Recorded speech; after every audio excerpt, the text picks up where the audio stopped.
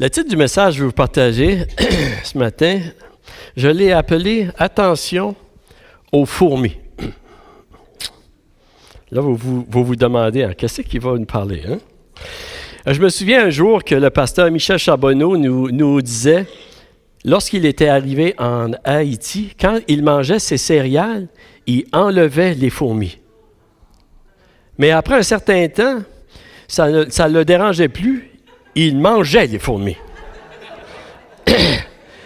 Et vous savez, manger des fourmis, c'est pas si grave que ça. Il y a des protéines, j'imagine, puis c'est correct, tu sais. Mais il existe certaines choses qui sont beaucoup plus graves que des fourmis et qui peuvent détruire nos vies, nos mariages, nos familles, nos communautés, notre nation, si ça devient quelque chose qui ne nous dérange plus, que nous acceptons comme anodin, comme ça n'a pas trop d'importance. Et ce matin, je veux vous parler de l'immoralité sexuelle. Et je sais que c'est un sujet qui est très controversé dans notre monde actuel aujourd'hui. C'est un sujet d'actualité. Et pour certaines personnes, vous savez, ça n'existe presque plus. Et ça ne les dérange pratiquement pas.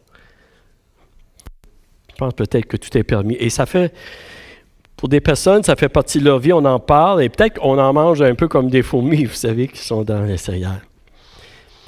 Mais si nous voulons vraiment profiter de la vie, connaître la joie, le bonheur, la paix que Dieu désire pour nous, je crois que c'est très important que nous soyons bien éveillés et au courant de ce que Dieu nous dit à ce sujet-là dans sa parole. Si nous voulons vivre selon le cœur de Dieu et profiter de la vie abondante. Et j'espère que vous allez, ce matin, j'espère que vous allez voir et que vous allez entendre le cœur de Dieu à travers le message que je vais vous partager. Puis j'espère que vous allez entendre mon cœur aussi à travers le message. Le cœur de Dieu, vous savez, ce n'est pas de condamner, mais c'est de bénir. C'est de donner la vie. Amen. Et c'est ça que j'aimerais qu'on pourrait vraiment voir ce matin à travers le message. Si je vous poserais la question aujourd'hui, quelle est selon vous une des choses avec lesquelles notre société, notre génération est particulièrement obsédée depuis quelques années, quelques décennies? Qu'est-ce que vous me répondriez? Est-ce que vous me répondriez, c'est peut-être la sexualité? Vous savez, nous voyons, depuis quelques décennies surtout, on voit des manifestations publiques, des marches organisées pour promouvoir la liberté sexuelle, on voit des ralliements, on voit des drapeaux, on voit même des trottoirs peinturés en relation avec la sexualité.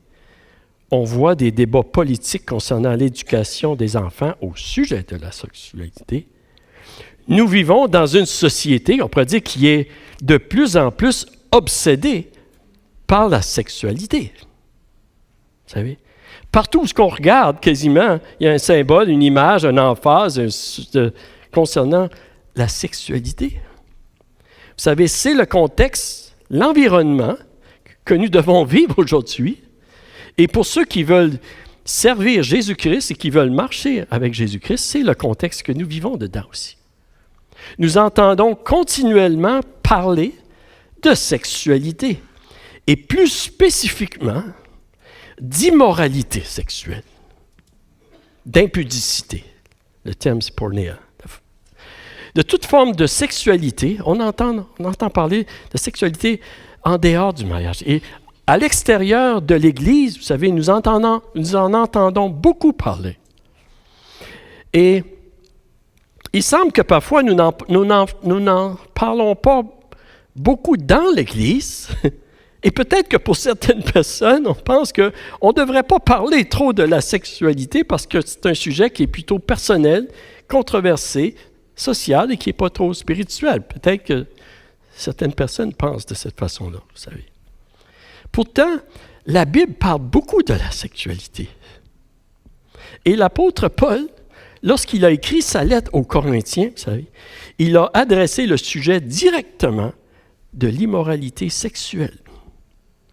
Et je crois que c'est un sujet que nous devons encore adresser aujourd'hui, et je dirais même plus que jamais, parce que nous sommes continuellement environnés et bombardés par la propagande de l'immoralité sexuelle.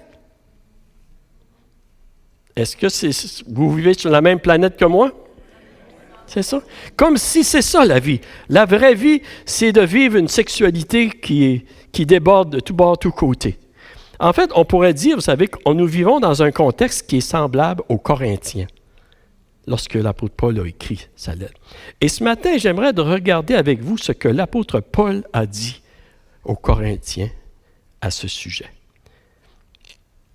Et je dois vous dire que j'aurais préféré vous parler d'un autre sujet ce matin. Mais je ressens que c'est vraiment le sujet que Dieu veut qu'il soit adressé parmi nous, parce que Dieu, il veut nous avertir et nous mettre en garde contre un danger qui devient de plus en plus présent, menaçant, subtil, et ce pour les enfants de Dieu aussi. Pas juste pour notre monde, pour les enfants de Dieu. Et si nous ne sommes pas prudents, nous pouvons commencer à manger les fourmis de l'immoralité sexuelle sans réaliser tout le dommage que ça peut apporter. Êtes-vous avec moi ce matin? Et j'aimerais qu'on puisse lire ensemble le texte dans 1 Corinthiens, le chapitre 6, au verset 9. Et si vous avez votre Bible, vous pouvez tourner là avec moi, vous pouvez suivre avec moi. Et je vous encourage de rester avec moi jusqu'à la fin du message. OK, je sais là, que vous avez les visages très sérieux, là. Et ceux qui écoutent là, sur l'Internet, peut-être que vous aussi, là.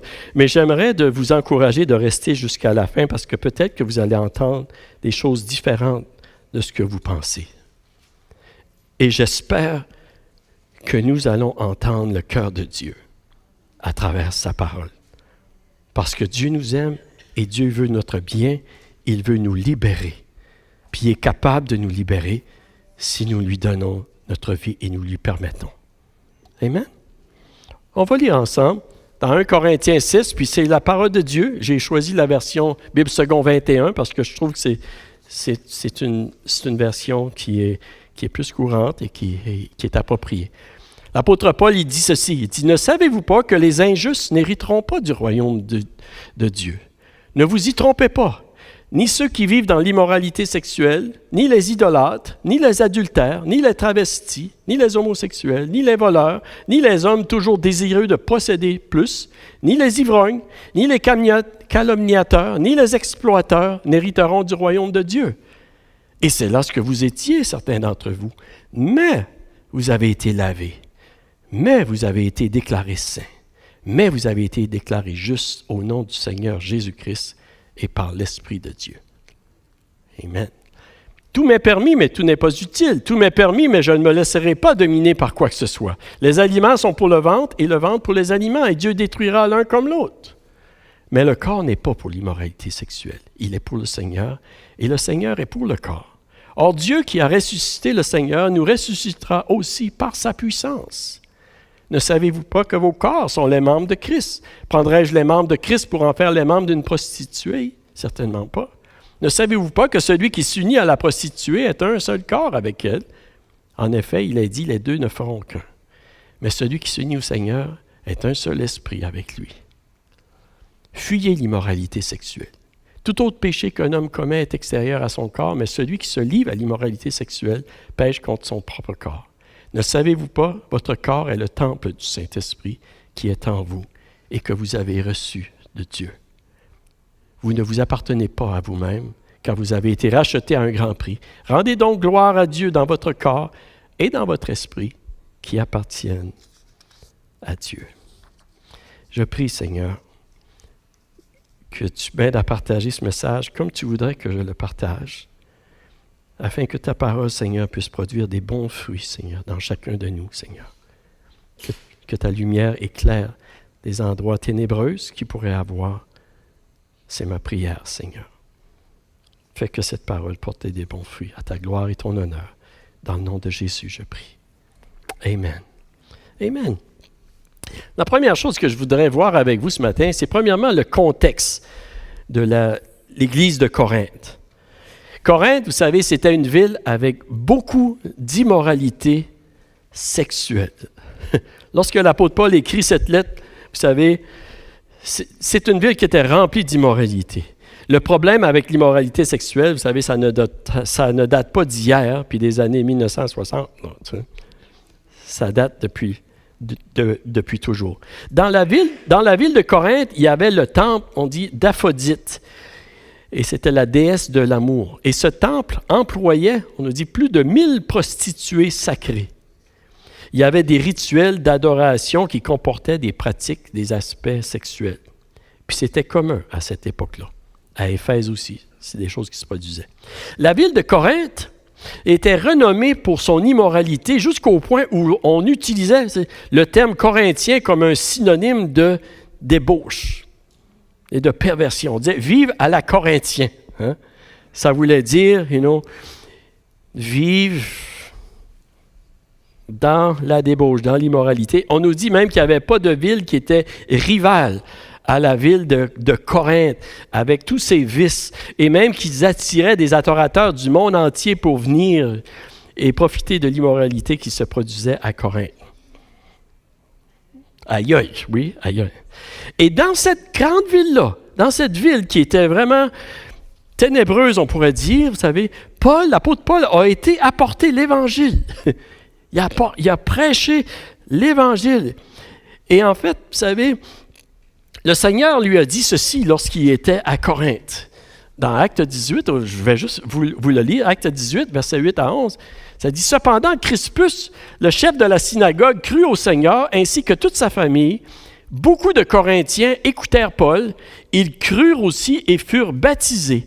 Le Seigneur dit à Paul dans une vision pendant la nuit, « N'aie pas peur, mais parle et ne te tais pas, car je suis moi-même avec toi, et personne ne t'attaquera à toi pour te faire du mal. En effet, j'ai un peuple nombreux dans cette ville. » Il s'établit là 1 an et 6 mois, enseignant la parole de Dieu parmi les Corinthiens.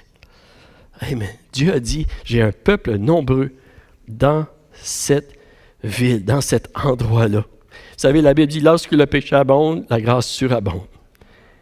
Et Dieu avait un cœur pour les gens de cette ville-là. Mais dans cette ville-là, vous savez, les croyants, on pourrait dire, les croyants qui avaient accepté Christ, et ils étaient bombardés, entourés constamment avec la tentation, avec la propagande, la pensée que la vraie vie, c'était vraiment la liberté sexuelle. C'était le contexte là, de l'Église de Corinthe. Et si je vous poserais la question, est-ce que ça ressemble un peu à notre environnement aujourd'hui?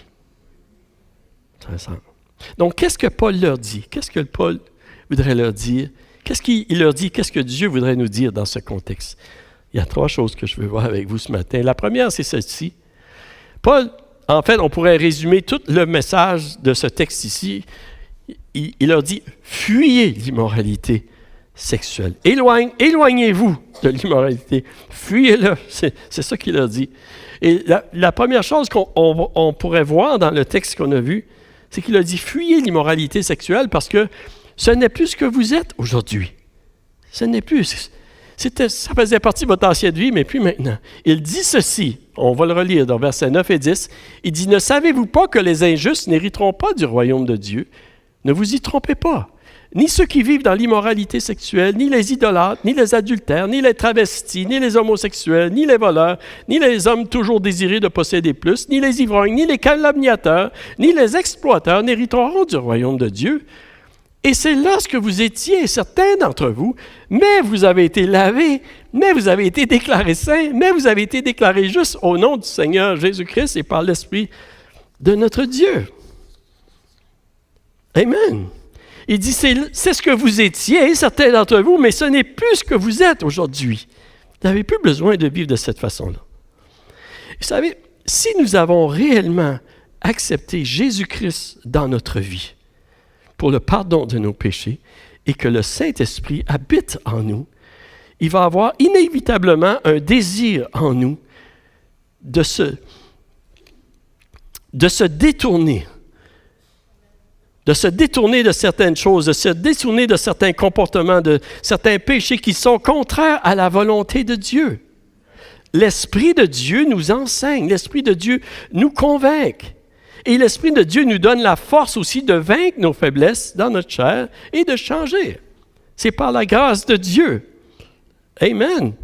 Et il y a certains comportements, vous savez, il y a certaines choses dans la Bible, certaines actions qu'on pourrait dire, parfois ça se retrouve dans une zone grise, selon notre conscience, tu sais, de peut-être manger ou certaines choses, ou boire certaines choses. La Bible parle de ceci. Il y a des choses que c'est comme ceci. Mais il y a certaines actions, vous savez, qui sont très claires dans la Bible, qui sont contraires à la volonté de Dieu.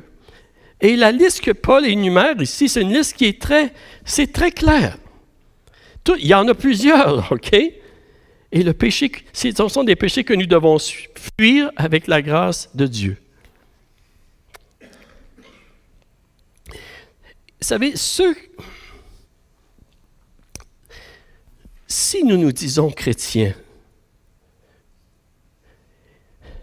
ceux qui se disent chrétiens et qui n'ont aucune repentance, aucun regret, aucun remords, aucun désir de se détourner de cette liste de péchés que Paul, vraiment, il énumère ici. Si on n'a aucun désir, comprenez-moi bien, les gens qui n'ont aucun désir, ils devraient réexaminer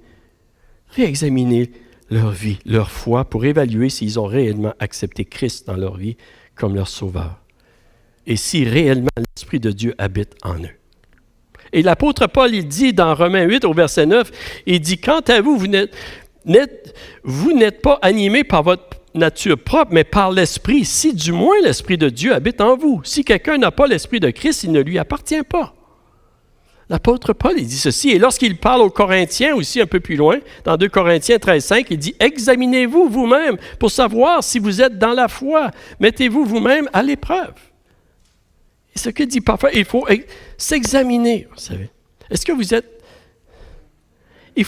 Dieu, il veut vraiment nous conduire dans la vérité. Dieu, il veut qu'on le connaisse, qu'on connaisse sa grâce. Et parfois, vous savez, nous avons besoin de s'examiner. Si nous n'avons aucune conviction de nous détourner de ces comportements, ce serait important qu'on puisse réexaminer notre foi en Jésus. Parce que ce sont ces choses, et il y en a plusieurs autres aussi, qui ont conduit Jésus à la croix. Et par la foi en Jésus, oui, nous allons voir le royaume de Dieu. Mais sans une foi véridique et authentique, nous n'hériterons pas du royaume de Dieu. Et c'est ce que Paul déclare ici. Et Dieu veut que tous en soient sauvés. Et comprenez-moi bien, le péché, là, c'est plus que seulement cette liste énumérée ici. OK? Nous sommes tous pécheurs. OK? J'espère que c'est clair. La Bible est claire. Nous sommes tous pécheurs. Nous avons tous besoin de Jésus-Christ pour être sauvés. Qu'importe, là, nous avons tous besoin de Dieu. Amen. Mais le point que je veux dire aussi, c'est que le péché, vous savez, ça inclut aussi cette liste-là. Ça inclut aussi. Il y a plein de choses. Et lorsqu'on vient à la foi à Jésus-Christ, on est encouragé à découvrir la vérité, la parole de Dieu, pour vivre dans la liberté, en fait. Jésus a dit il dit, si vous demeurez dans ma parole, vous êtes vraiment mes disciples, vous connaîtrez la vérité et la vérité vous rendra libre. N'est-ce pas?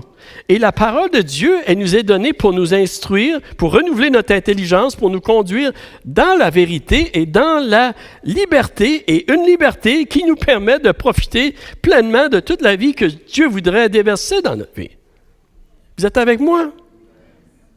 Et lorsque Paul s'adresse aux Corinthiens, oui, il énumère une liste ici de comportements que les Corinthiens pratiquaient avant de connaître Jésus-Christ. Il dit, c'est ça que vous étiez avant, certains d'entre vous. Et oui, il y avait plein de monde, vous savez, à Corinthe qui venait de style de vie, là, qui était très immoral, OK? Mais Paul leur dit, c'est ça ce que vous étiez avant, mais maintenant, les choses sont différentes. C'est ça qu'il a dit. Hein? Il a dit, vous avez été lavés, vous avez été déclarés saints, déclarés justes au nom du Seigneur Jésus-Christ et par l'Esprit de Dieu. C'est-tu pas merveilleux? On va en mettre un de temps en temps, hein? C'est-tu pas merveilleux que le sang de Jésus peut nous laver plus blanc que la neige? Paul, il leur dit, vous avez été lavés, vous savez, complètement déclarés justes. C'est merveilleux, vous savez. Et je dis ceci pour dire cela, OK? Ce n'est pas parce que nous venons d'une vie immorale que Dieu ne peut pas nous pardonner, nous laver, nous sanctifier, nous déclarer justes. Pas du tout. Le sang de Jésus est puissant pour nous rendre purs, plus blancs que la neige, purifiés de toute iniquité. Et merci Seigneur, parce que sinon on n'aurait aucun espoir. Et lorsque nous venons à Jésus-Christ, oui, nous sommes lavés par son sang. Et Jésus, il désire nous transformer, il désire nous libérer dans toute notre conduite. Il désire vraiment notre bien. Et parfois, vous savez, parce que nous avons vécu pendant plusieurs années d'une certaine manière et nous avons été influencés, vous savez, il se peut que nous luttons encore avec des fausses pensées, des mauvais désirs, des comportements que nous pensons qui vont nous rendre heureux, mais c'est le contraire. Et Dieu, il veut nous libérer de ces choses-là. Et Dieu entreprend une œuvre en nous, dans sa grâce, pour nous libérer, nous sanctifier, nous guérir, nous donner la vraie vie abondante. Et c'est pourquoi il veut renouveler notre intelligence. Et avec la grâce de Dieu, nous pouvons nous en sortir. Pensez-vous? Amen. Nous pouvons changer, nous pouvons abandonner ces pratiques qui sont contraires à la volonté de Dieu et qui rendent, oui, notre vie misérable dans bien des aspects. Et c'est la raison pourquoi l'apôtre Paul, il leur dit de fuir l'immoralité. Fuyez l'immoralité. C'est important, vous savez,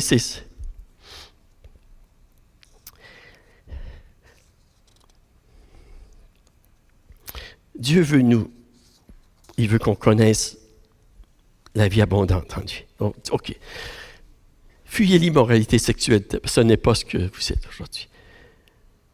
La deuxième chose que je voudrais voir avec vous, il leur dit, en fait, dans ce texte-là encore, il leur dit de fuir l'immoralité sexuelle, c'est ça qu'il leur dit, parce que votre corps appartient à Dieu. Il leur dit ceci au verset 12, il dit, « Tout m'est permis, mais tout n'est pas utile. » Tout m'est permis, mais je ne me laisserai pas dominer par quoi que ce soit. Les aliments sont pour le ventre et le ventre pour les aliments, et Dieu détruira l'un comme l'autre. Mais le corps n'est pas pour l'immoralité sexuelle, il est pour le Seigneur, et le Seigneur pour le corps. Or, Dieu qui a ressuscité le Seigneur nous ressuscitera aussi par sa puissance. Et un peu plus loin, il dit, « Vous ne vous appartenez pas à vous-même, car vous avez été rachetés à un grand prix. Rendez donc gloire à Dieu dans votre corps et dans votre esprit, qui appartiennent à Dieu. » Il y a plusieurs commentateurs qui disent que la phrase, vous savez, « tout est permis », c'était une phrase qui était utilisée souvent parmi les Corinthiens. Et en fait, c'est la raison pourquoi est-ce que l'apôtre Paul, lorsqu'il écrit aux Corinthiens, il la cite 4 fois. Il la cite 2 fois ici et 2 fois un petit peu plus loin, au chapitre 10, lorsqu'il dit « tout est permis, mais tout n'est pas utile, tout est permis, mais tout n'édifie pas. » Hein? Vous avez ça. Il semble qu'il y avait des abus dans la compréhension de cette expression-là. Et Paul, il cherchait à corriger une mauvaise interprétation de cette expression que tout était permis. En fait, il est en train de dire, non, tout n'est pas permis. Si nous voulons vivre selon la volonté de Dieu et recevoir ses promesses, tout n'est pas permis. Et on devrait vivre la façon que Dieu nous y appelle. Il semble que certains Corinthiens, ils avaient la pensée que l'esprit et le corps étaient complètement séparés et que ce qu'ils faisaient avec leur corps n'avait pas vraiment d'importance avec leur vie spirituelle, avec leur relation avec Dieu. Ils pensaient, et en fait, c'était une fausse doctrine qui se propageait dans ce temps-là. Tu sais. Et c'est une des raisons pourquoi, lorsque Paul écrit, il renforce la vérité que ce que nous faisons avec notre corps, c'est important. Notre corps est lié à notre esprit, on est un, on ne peut pas séparer l'un de l'autre. Et certains pensent que vraiment, c'est parce que, vous savez, lorsque Paul avait dit que manger de la viande qui était sacrifiée aux idoles, ça n'avait pas vraiment d'effet sur le croyant si sa conscience était claire. Et c'est vrai, Paul en parle de ceci. Et il semble que certaines personnes avaient pris ce sujet-là, cet enseignement-là, pour dire, bon, ben écoute, c'est pareil avec l'immoralité sexuelle. Qu'est-ce que je fais avec mon corps, ça ne dérange pas. Et Paul y explique ici qu'il y a une différence entre manger des aliments que nous pouvons manger, puis digérer, puis expulser, okay, et la sexualité. Il leur explique ceci ici. C'est vrai que les aliments, le ventre, seront un jour réduits en poussière, mais notre corps, il va être ressuscité un jour. Et le corps physique, vous savez, c'est important aux yeux de Dieu, qu'est-ce qu'on fait avec notre corps, au point, Jésus est ressuscité physiquement, un jour nous allons, nous aussi, ressusciter, et Dieu nous a donné un corps aujourd'hui. Merci Seigneur, c'est lui qui nous a créés, il nous a donné un corps, et il nous donne un corps, c'est pour servir le Seigneur, pour profiter de plein de choses, c'est certainement, vous savez, et c'est aussi pour servir le Seigneur. Et notre corps n'a pas, comme il dit, n'a pas été donné pour l'immoralité sexuelle. Notre corps est important pour le Seigneur. Et en fait, vous savez, nous avons été rachetés. Nous avons été rachetés pour sa gloire et notre corps. Et en fait, nous appartenons à Dieu. C'est ça qu'il est en train de dire ici. Et une des raisons pourquoi est-ce que nous devrions fuir l'immoralité sexuelle, c'est parce que notre corps, vous savez, il appartient à Dieu. Et Dieu voudrait que nous puissions l'utiliser pour sa gloire. Dieu veut qu'on prenne soin de notre corps aussi. Et les deux sont très liés. On ne peut pas diviser les deux. Qu'est-ce qu'on fait avec notre corps et notre relation spirituelle. Donc, parce que notre corps appartient à Dieu, nous devrons le consacrer à Dieu aussi. Une troisième chose que je veux voir avec vous ce matin, en fait, Paul, il dit encore, tu sais, c'est fuyez l'immoralité sexuelle. Je sais, ça fait 3 fois, tu sais, c'est les 3 points, mais c'est vraiment le message. Et il dit, et ne péchez pas contre votre propre corps. Il dit ceci au verset 18, il dit, fuyez l'immoralité sexuelle. Tout autre péché qu'un homme commet est extérieur à son corps, mais celui qui se livre à l'immoralité sexuelle pêche contre son propre corps. C'est le mot fuir ici, c'est le mot grec pheugo. Je ne suis pas certain que ça se dit comme ça, mais c'est le mot pheugo. Ça veut dire s'enfuir. Ça veut dire chercher la sécurité par la fuite. Ça veut dire fuir, éviter, se mettre hors de danger, partir au loin. Dans un sens, qu'est-ce qu'il est en train de dire ici, là? Ne vous amusez pas avec un danger si grand que ça. Pas juste, là, rester proche ou, tu sais, non, fuyez-le. C'est dangereux. C'est dangereux. Éloignez-vous aussi loin que possible. C'est ça qui est dit, c'est ça qu'il répète, vous savez. L'immoralité sexuelle ici, c'est ça qu'il dit. Mais avant de continuer à parler de l'immoralité sexuelle, j'aimerais de clarifier quelque chose ici. J'aimerais de clarifier quelque chose concernant la sexualité. Vous savez, c'est Dieu qui a créé la sexualité. Et il a dit que c'était très bon. Je n'entends pas beaucoup d'amen, mais je sais que dans votre tête, là, vous dites amen. OK, c'est correct. OK. OK.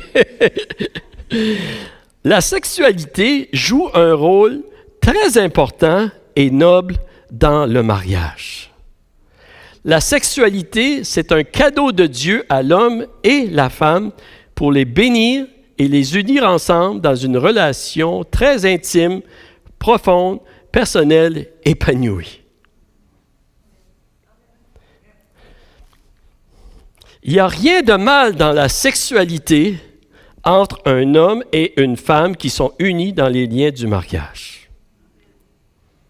Même, vous savez, Dieu encourage les hommes et les femmes mariés de ne pas se priver l'un de l'autre, si ce n'est que pour vaquer à la prière. 1 Corinthiens 7, 5.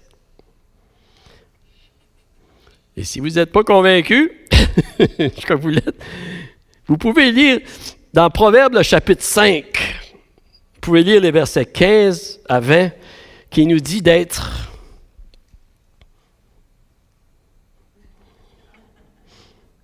« Bois les eaux de ta citerne, gazelle et... je ne connais pas... Comment? pleine de grâce et d'amour. Vous savez, la Bible encourage d'être... OK? Et si vous n'êtes pas encore convaincu, lisez le livre des Cantiques des Cantiques.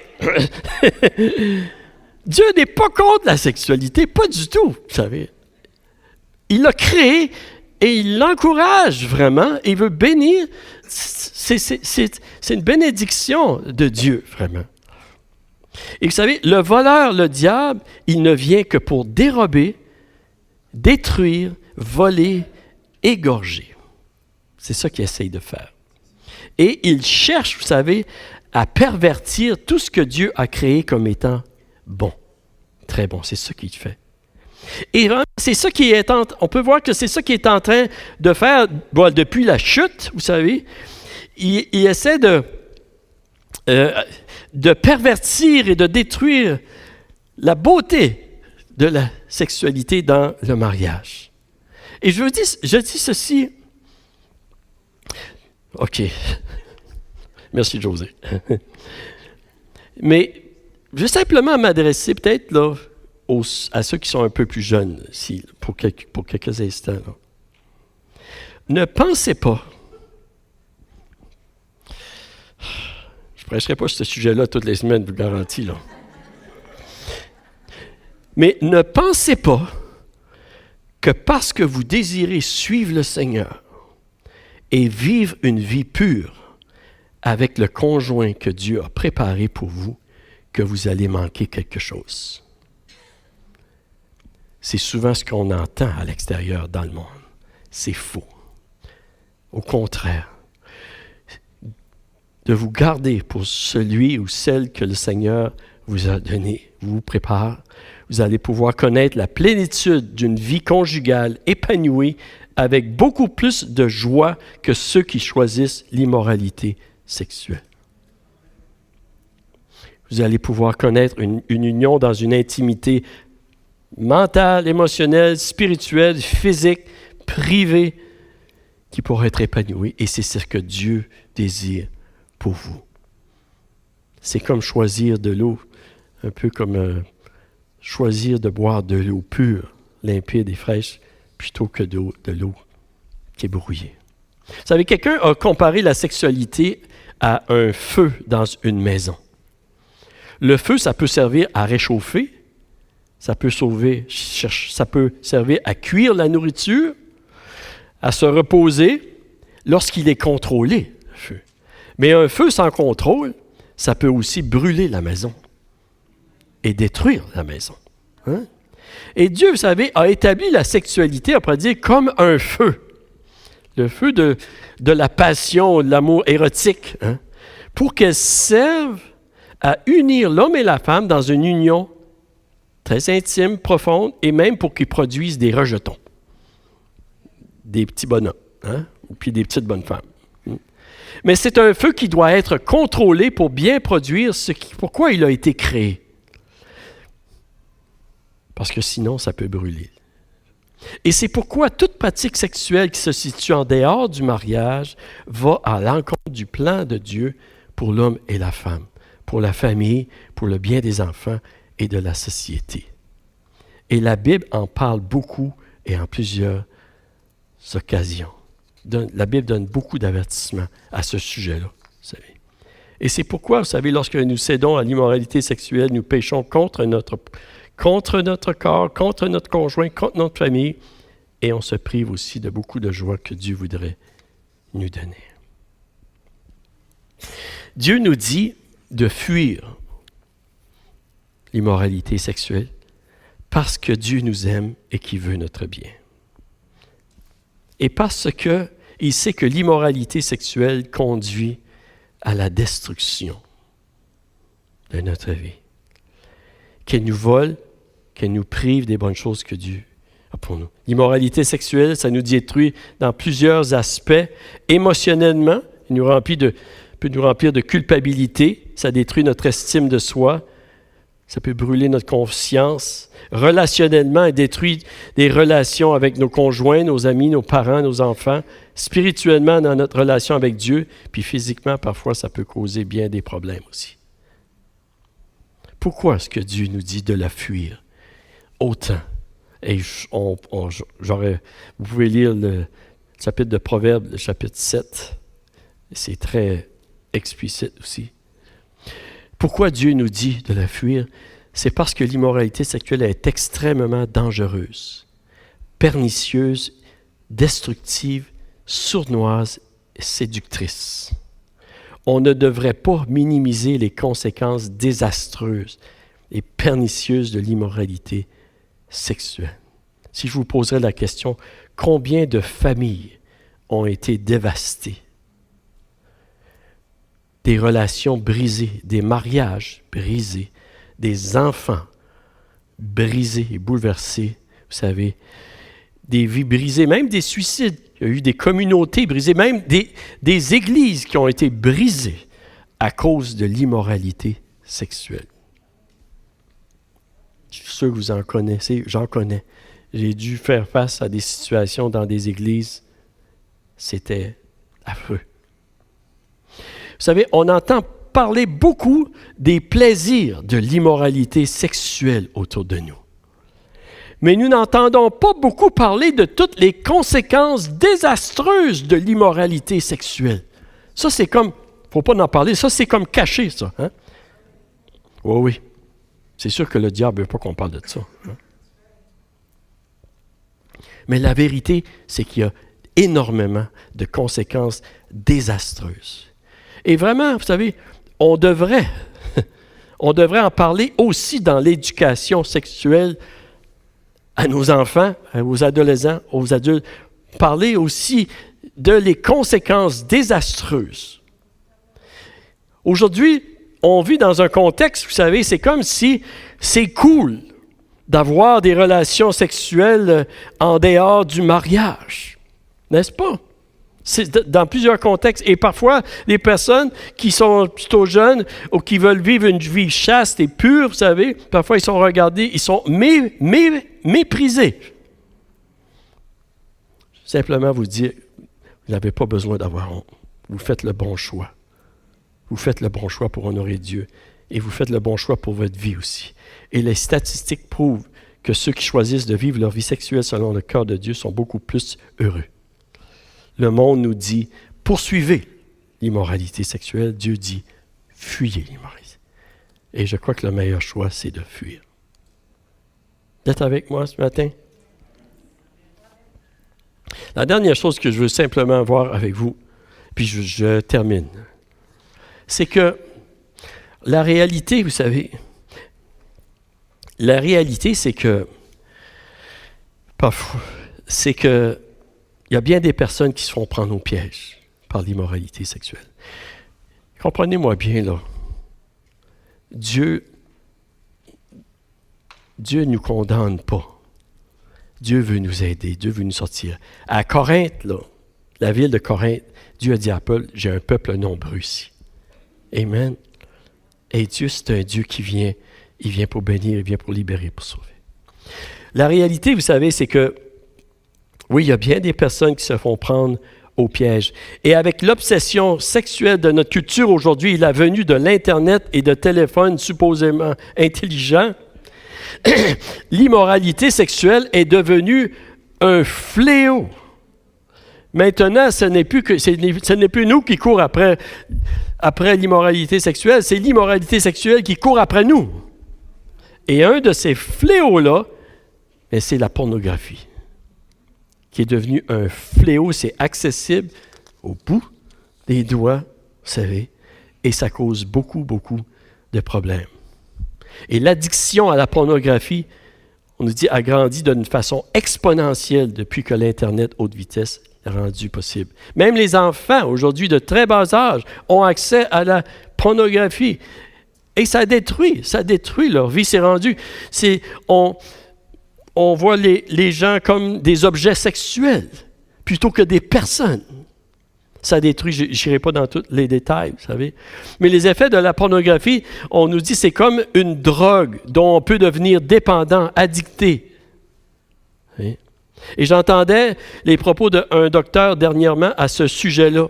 Et ce docteur-là, en fait, qui a traité beaucoup de personnes qui ont différentes addictions, il expliquait les similarités entre les addictions à la drogue, qui causent beaucoup de dommages, et les similarités avec la pornographie. Et il disait, certaines drogues ont pour effet de déclencher la sécrétion d'une hormone en nous. Et je crois que c'est la dopamine. C'est ça, une hormone, vous savez, qui produit du plaisir. Hein?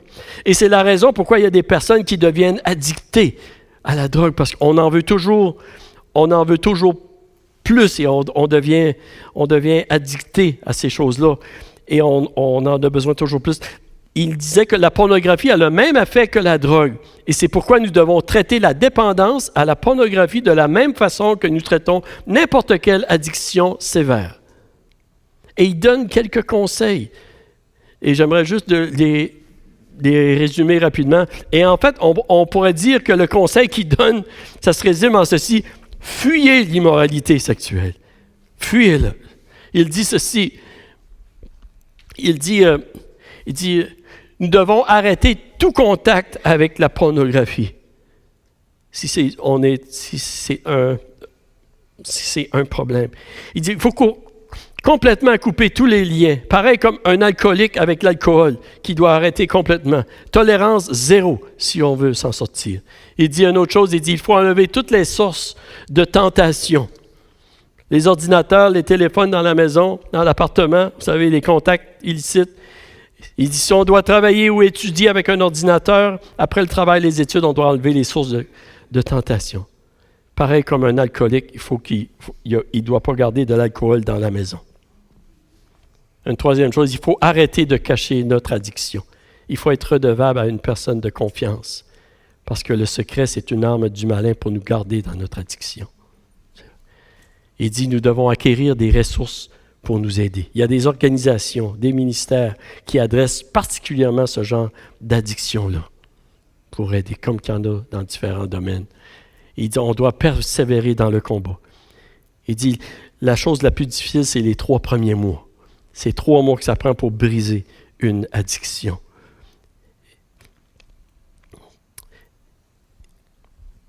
C'est zéro tolérance. Et dernièrement, il faut croire que nous pouvons nous en sortir avec la grâce de Dieu. Et oui, c'est possible de s'en sortir. C'est possible de s'en sortir. C'est pas facile, mais c'est possible de s'en sortir, de connaître une vie, de la liberté que Dieu voudrait nous donner. À chacun de nous. Et vous savez, ce n'est... puis juste en passant aussi, là, en passant. Simplement pour dire, vous savez, il y a des personnes qui sont appelées au célibat aussi. Puis il n'y a rien de mal à ça. Si Dieu nous appelle à vivre pour lui dans le célibat, vous savez, il y a absolument... C'est pas mauvais, c'est pas mal, il n'y a aucun... C'est très noble de servir le Seigneur, selon l'appel que Dieu place sur nous. Parce que des fois, dans notre société, vous savez, il faut. Est-ce que vous me comprenez? Il n'y a absolument rien de mal dans ça, de dégradant, absolument pas. Aux yeux de Dieu, Dieu nous appelle comme ça. Dieu peut être honoré, on peut le servir et on peut connaître une plénitude de la grâce de Dieu dans notre vie.